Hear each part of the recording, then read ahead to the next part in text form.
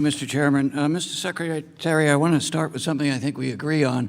I've had a long time since local government, and in the district I represent, the East Bay of the San Francisco Bay Area, we've been leaders on attacking the tobacco industry and protecting kids in particular. So you have made a comment, which I laud, that you want to wipe out e-cigarettes in the country. I put a lot of work into making sure that Juul was held accountable for what they were doing, yet we still have almost 2 million American kids using illegal e-cigarettes. So where your jurisdiction is in enforcement, unfortunately you're cutting enforcement. How will you do what you have said you want to do, and I believe you want to do, is wipe out e-cigarette use, and in this instance, illegal e-cigarette use, by increasing enforcement? Do you mean vapes? Yes.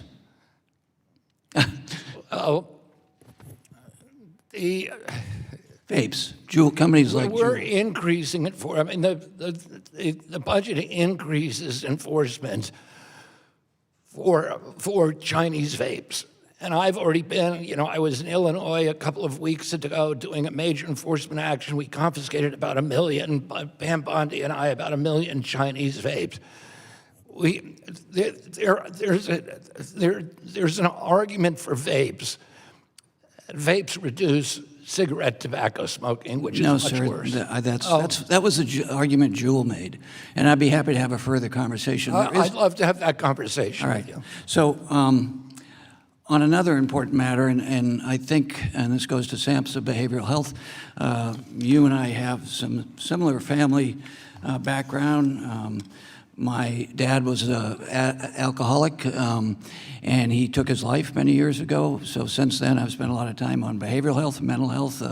Mr. Wahlberg and I have done initiatives on this, and prevention. And we now have, according to the Center for Disease Control, a real mental health crisis in this country when it comes to kids. CDC did a report in the prior administration that almost half of adolescent, pre-adolescent young women, women, were predisposed to depression and suicidal ideation. So how can we work together to prevent that? How can we work together to using research from SAMHSA and other research around the world to make sure we start making an impact and dropping these really serious behavioral mental health issues for future generations? Congressman, it's a top priority for me. I would love to hear your ideas. We just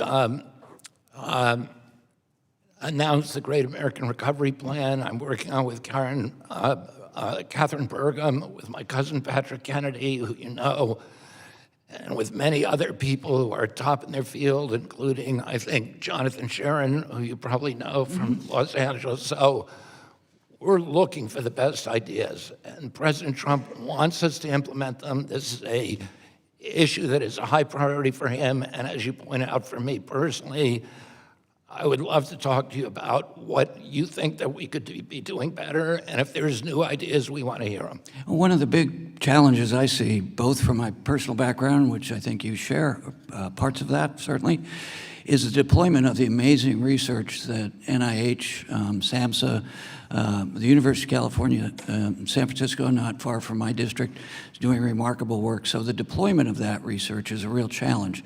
Since parity, we had a 300% increase in Americans asking for mental health and behavioral health services. We've had a 300% decrease in young people going into the field because they can't pay their student loans because of the cost of school and training. I talked to 2 young psychologists who said they had $350,000 in student debt. They didn't have any money. They clearly had a calling to this field, but they didn't have any way that they could recover their costs. So that's another thing I think is of extreme urgency. And very lastly, in the county I represent, and being a former county elected, we spent a lot of time, thanks to my predecessor, Mr. Miller, the former chair of this committee, doing prevention.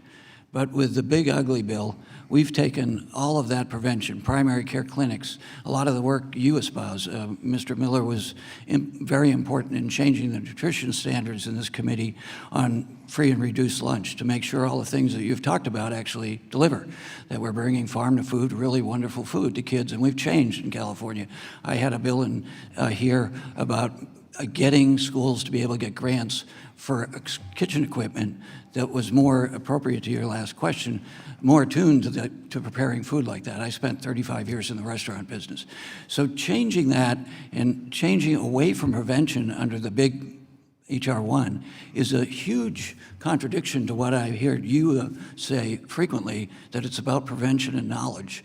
And in the county I represent, they've already seen this huge increase, and it's going to get larger and larger. Needs to wrap up. Because all those people who we were working with in primary care and prevention are now ending up with higher acuity in the county hospital room, hospital emergency room. So if you could spend just a second talking about moving away from prevention and into crisis, which this administration's doing. We'll have to I carry it look on in forward to another working format, with you. but I think because the time has expired and we are running close to the time limits.